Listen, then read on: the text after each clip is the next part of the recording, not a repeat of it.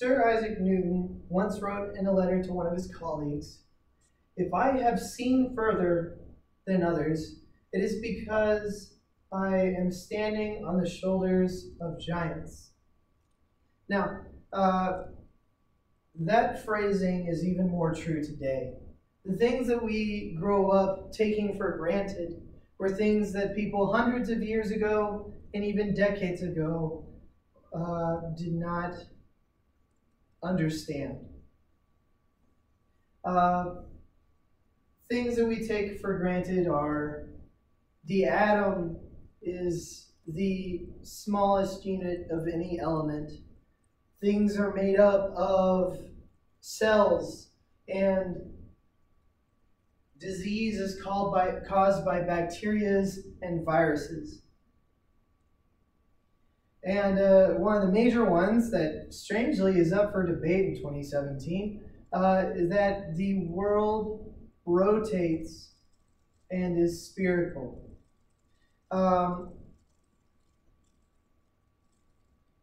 We'll be looking further into that later in the lecture. Right now we're going to start off with Isaac Newton's first law of motion, which is that's the third law. Getting ahead of myself. It is objects in motion stay in motion, and objects at rest stay at rest unless acted upon by an outside force. And we're going to apply that to the movement of a pendulum. Now I have my keys here. I'm sure you guys have noticed them. They're hard not to notice. But this can function as a pendulum. My keys can be the weight at the end of a string, which is pretty much all a pendulum is. And when I release it, it'll go back and forth until eventually it'll slow down and stop due to energy inefficiencies. Now, if we break that down, you can use logic to determine what causes this motion.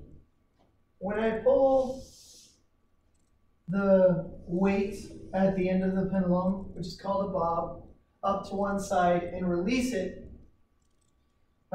it will try to seek the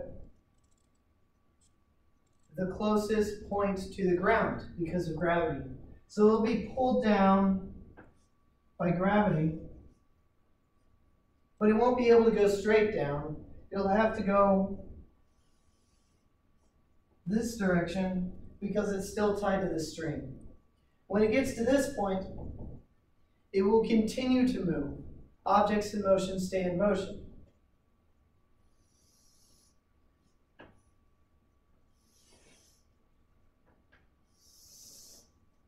And it will continue to move until gravity slows it down enough so that it starts to go back downward.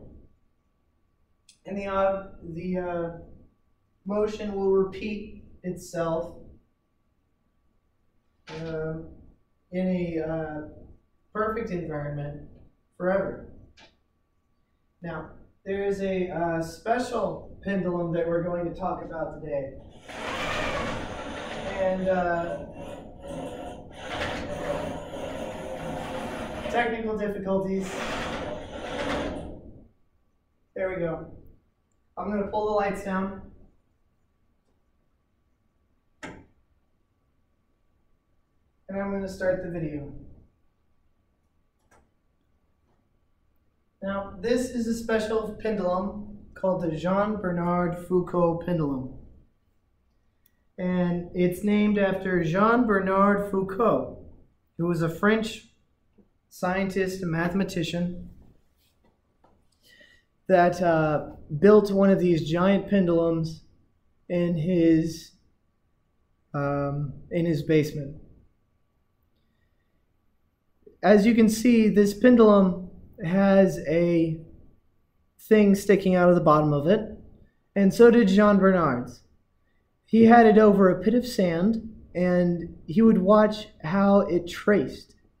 Now, this is a freestanding pendulum. There's nothing restricting its movement. But because of Sir Isaac Newton's first law, we would assume that the pendulum would just keep swinging back and forth the same direction. But that's not what he found.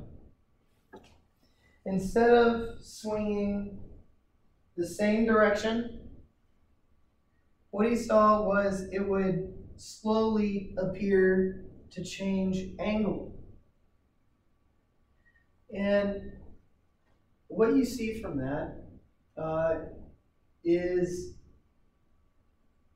a movement that cannot be explained. Now, this doesn't break, I'll spoil it a little bit, this does not break any of the laws of physics. This could be explained pretty simply.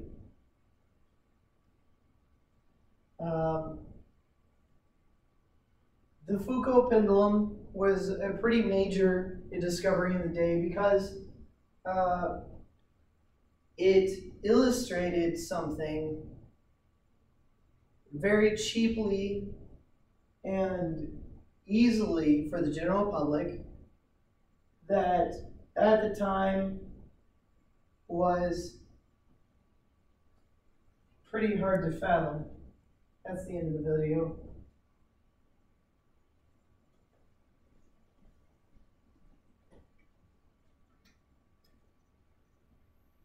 But the pendulum would change angle over time, not because it was moving, but because the ground underneath it was rotating. It was a very novel illustration of Earth's rotation on its axis. Now, I have a assignment for you guys. It's a writing assignment. And what I'll have you do is I want you to imagine that you're a parent and that you have a child and you took them to see the giant Foucault pendulum in Spain. And this child asks you how the pendulum works and why this pendulum in particular was such a big deal at the time of its invention. In words your child would understand, give a brief, informal explanation of why a pendulum moves the way that it does. But of course, I'm not going to add that into the video. So after the students have time to talk about or write down what they think, we would discuss it as a class. And we would use that as part of our assessment.